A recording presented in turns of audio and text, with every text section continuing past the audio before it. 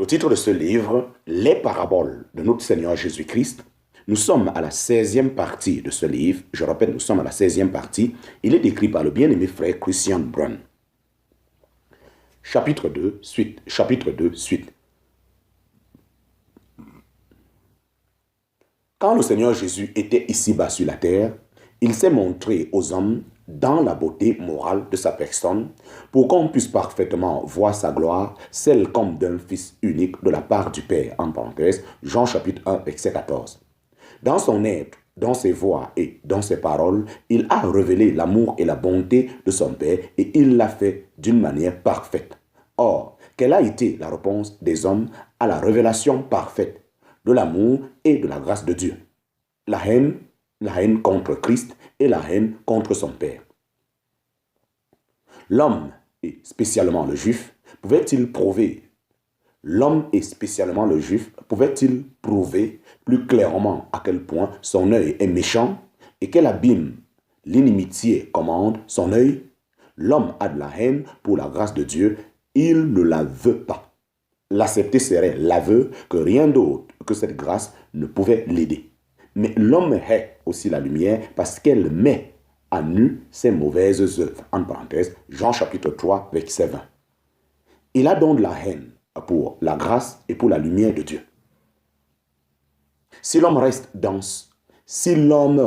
cet état, s'il résiste à l'œuvre de l'Esprit de Dieu qui veut apporter la lumière dans son âme sur la base de l'œuvre de Christ, alors cela le conduit inévitablement dans la nuit éternelle, dans la condamnation éternelle.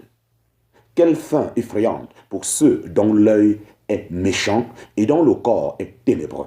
Celui qui reçoit la lumière, mais qui la rejette, à lui s'applique la parole sérieuse du Seigneur. Si donc la lumière qui est en toi est ténèbre, combien seront grandes les ténèbres? En parenthèse, Matthieu chapitre 6, verset 23.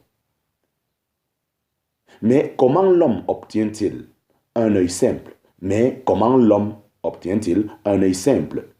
Par la repentance envers Dieu et la foi en notre Seigneur Jésus-Christ. Acte chapitre 20, verset 21. Si l'homme accepte par la foi celui qui est la lumière du monde, en parenthèse, Jean chapitre 8, verset 12, alors les ténèbres reculent et alors la lumière divine remplit l'âme, en parenthèse, Jean chapitre 12, verset 46. Cette lumière montre impitoyablement la corruption morale du cœur de l'homme, mais elle montre aussi le moyen que le Seigneur Jésus a donné pour expier les péchés de ceux qui croient, et ce moyen est son sang, en parenthèse, Romains chapitre 3, verset 25. Que le nom de notre Rédempteur soit loué pour cela dans toute l'éternité. Alléluia et Amen. Chapitre 2, petit 3, sous 2, bas 3. Chapitre 2, petit 3, sous 2, bas 3. L'aspect juif. La parabole s'applique avec une exactitude particulière dans le cas des Juifs. C'est justement au peuple d'Israël que Dieu s'était révélé déjà du temps de l'Ancien Testament. Il leur avait donné une certaine mesure de lumière, ce qui les différenciait clairement des nations qui vivaient dans les ténèbres. Ce n'est qu'au peuple d'Israël qu'appartenaient l'adoption et la gloire et les alliances et le don de la loi et le service divin et les promesses, en parenthèse, Romains chapitre 9, verset 4. Ils étaient donc un peuple très privilégié, car Dieu avait déjà parlé à plusieurs reprises et en plusieurs manières au Père par les prophètes, en parenthèse, Hébreux chapitre 1, verset 1. Cela ne signifiait rien moins que le fait qu'il leur avait donné la lumière. Alors le Fils lui-même est venu, Dieu le leur a envoyé. Et il a mis cette lumière, bien semblable à cette ville, sur une montagne, dans une position élevée et visible de tous, pour que tous ceux du peuple puissent en tirer parti. Mais quand la vraie lumière est venue à eux, les Juifs ont tout fait pour la faire disparaître. Leur œil était tellement méchant, leur intérieur tellement ténébreux que certains d'entre eux ont attribué à Belzébul le fait que le Fils de Dieu chassait des démons dans la puissance du Saint-Esprit. Luc nous montre cette relation avec le peuple juif au chapitre 11 de son évangile. Quand il exigèrent des signes par incrédulité, il ne leur donna que le signe de Jonas. Le Fils de l'homme lui-même devait servir de signe à cette génération méchante, dans sa mort et sa résurrection. La reine du Midi se lèverait contre eux au jour du jugement, et avec elle les hommes de Ninive. Et avec elle les hommes de Ninive, et ils les condamneraient. Car bien qu'ils fissent partir des nations méprisées, ils avaient ajouté foi au témoignage de Dieu en leur jour.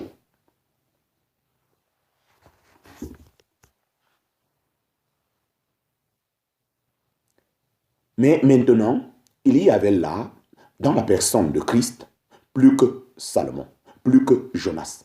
Et certes, et plus que Jonas. Et cette lampe répandait sa lumière brillante dans la maison d'Israël. Si déjà les hommes ne cachent pas une lampe allumée, ni ne la mettent sous le boisseau, combien moins Dieu le fait-il? Combien moins Dieu le fait-il?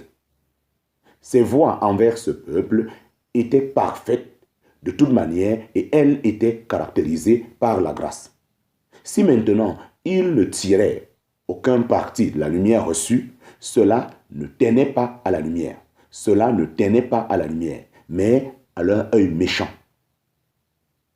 Pourquoi les conducteurs du peuple ne voyaient-ils pas ce qui se déroulait sous leurs yeux? Pourquoi ne reconnaissaient-ils pas qu'un plus grand que Salomon et que Jonas séjournait parmi eux? Parce que leur organe de vision, leur cœur n'était pas simple. Simple à l'origine signifie non composé, sans pli, ou, en parenthèse, sans enveloppe, sans pliure. Dans le Nouveau Testament, ce mot est utilisé sans exception dans un sens bon avec la signification de simple, pur, droit, ouvert. Quand un œil de ce genre regardait le Seigneur Jésus, il voyait quelque chose de plus en lui que le grand roi Salomon ou que le prophète Jonas. C'est ainsi que le Seigneur, dans ce temps-là, quand il séjournait parmi eux, les a avertis en ce temps-là du danger que la lumière qui était en eux se transforme en ténèbres. Prends donc garde que la lumière qui est en toi ne soit ténèbres, en parenthèse, Luc chapitre 11, verset 35. Redisons-le encore une fois, une lumière rejetée signifie des ténèbres. C'est la réponse de Dieu en jugement au rejet de sa grâce.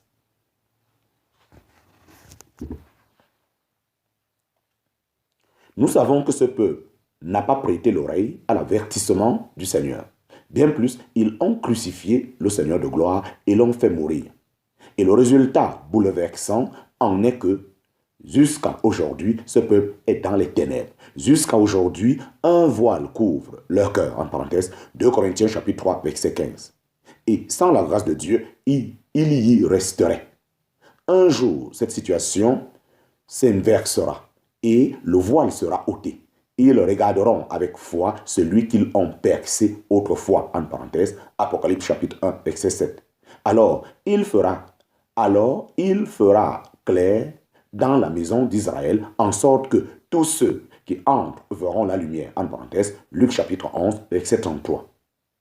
Les nations viendront de loin et loueront l'Éternel et le glorifieront pour la lumière qu'ils y trouveront.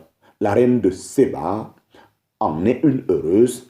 La reine de Séba en est un heureux type, en parenthèse, 1 Roi chapitre 10. Et dans ce temps merveilleux, le peuple d'Israël sera comme une ville située sur une montagne et la lumière de la révélation de Dieu resplendira dans le monde. Amen et Alléluia.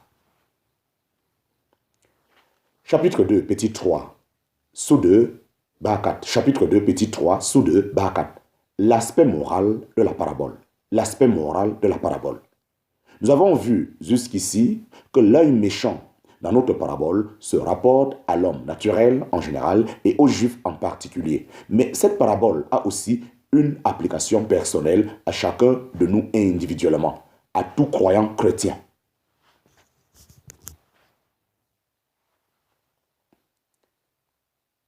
Comme si en principe, tout enfant de Dieu est lumière dans le Seigneur et que Dieu nous a ouvert les yeux du cœur quant à la personne de Christ, notre œil peut quand même être méchant et notre corps ténébreux dans certains compartiments de notre vie. En parenthèse, voit l'expression « aucune partie ténébreuse ». En parenthèse, Luc chapitre 11, verset 36. Quand nos cœurs cherchent des yeux, quelque chose d'autre que Christ, en parenthèse, Colossiens chapitre 3, verset 1 à 2, quand nous cherchons quelque chose d'autre que glorifier Dieu, en parenthèse, 1 Corinthiens chapitre 10, verset 31, quand nous ne faisons pas tout au nom du Seigneur Jésus, en parenthèse, Colossiens chapitre 3, verset 17, alors, bien-aimés, notre œil n'est pas simple, mais méchant.